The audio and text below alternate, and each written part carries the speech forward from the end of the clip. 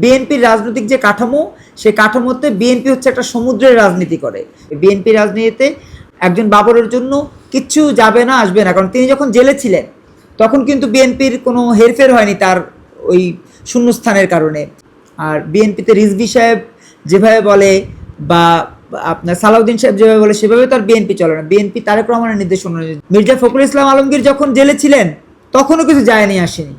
Even এই যে তারেক রহমান বছরের পর বছর লন্ডনে আছেন, তাতে কিন্তু বিএনপির কিছু যায় আসে না। এই যে বিএনপির বিরুদ্ধে এত প্রোপাগান্ডা ছড়ানো হচ্ছে বা এটা বলা হচ্ছে ওটা বলা হচ্ছে, কিছু যায় আসছে না। নেত্রকোনা বিএনপির রাজনীতি আর কেন্দ্রীয় বিএনপির রাজনীতি কিন্তু একই ধারায় চলে না।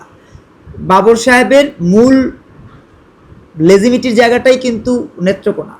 ভালো বলেন মন্দ বলেন যেভাবেই চিন্তা করেন, মূল জায়গাটাও নেত্রকোনায়। নেত্রকোনাতে তিনি তার নেতাকর্মীদের সাথে প্রতিদিন কথা বলছেন, প্রতিদিন তার সাথে নেতাকর্মীদের সৌজন্য সাক্ষাৎ হচ্ছে, নেতাকর্মীদের বাড়িতে যাচ্ছেন, দাওয়াত খাচ্ছেন। ঢাকায় যারা নেত্রকোনা থেকে আসছে তাদের সাথে তিনি কথা বলছেন, হাই হ্যালো করছেন। ঢাকাতেও তিনি নেত্রকোনার নেতাকর্মী নিয়ে সক্রিয় আছেন। আবার যখন এলাকায় যাচ্ছেন এলাকাতেও তিনি নেত্রকোনার বিএনপির যারা নেতাকর্মী তাদের সাথে তিনি সক্রিয় আছেন।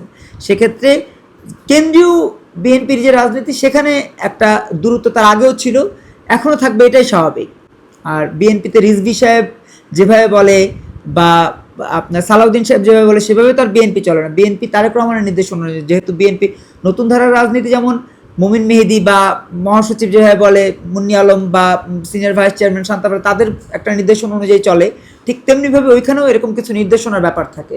বিএনপির রাজনৈতিক যে কাঠামো, সেই কাঠামোতে বিএনপি হচ্ছে একটা সমুদ্রের রাজনীতি করে।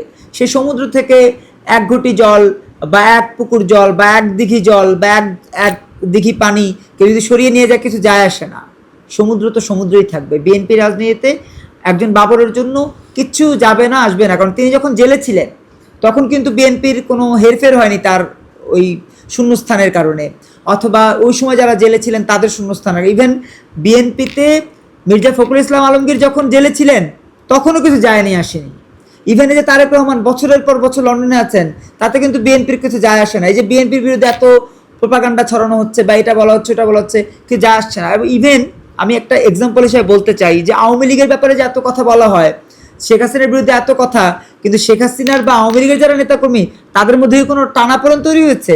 আমি তো আজকেও একজন যুবলীগের নেতাকে দেখেছি, দেদারসে তিনি তার ব্যবসা বাণিজ্য চালিয়ে যাচ্ছেন, তার রামরাজত্ব তিনি ঠিকই প্রতিষ্ঠা করে এখনও সেটি ধরে রেখেছেন। তাহলে আমরা কিভাবে বলি যে একজন বাবরের জন্য বিএনপি পড়ে যাবে বা একজন শেখ হাসিনার জন্য আওয়ামী লীগ পড়ে যাবে? কোনো সুযোগ নেই। পলিটিক্যাল পার্টিগুলো এভাবেই বছরের পর বছর চলে, শুধুমাত্র জনগণের সম্পৃক্ততার কারণে। না, জামাত বাবরকে নিবে না, নেওয়ার সুযোগ খুব কম। কারণ তারা জামাত ইসলামের যেই প্যাটার্ন, পলিটিক্যাল প্যাটার্ন, তাতে হুট করে কাউকে তারা দলীয়ভাবে যোগ দেন না।